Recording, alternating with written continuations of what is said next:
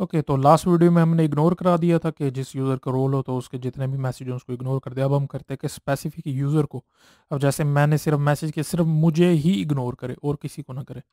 तो वापस अपने कोड पे चलते हैं। पहले तो रोल भी इग्नोर कर रहा है, ठीक है।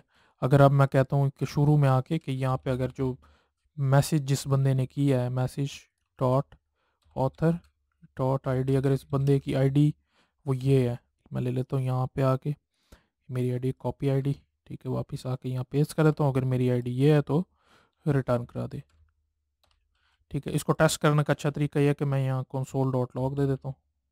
कंसोल डॉट लॉग, यहाँ पे मैं कुछ भी लिख देता हूँ, ठीक है। अब होगा यूँ कि अगर ये एग्जीक्यूट नहीं होता ना तो कंसोल डॉट लॉग में, यानी कि इस कंसोल के अंदर यहाँ लिखा आ जाएगा ये जो भी मैंने लिखा है।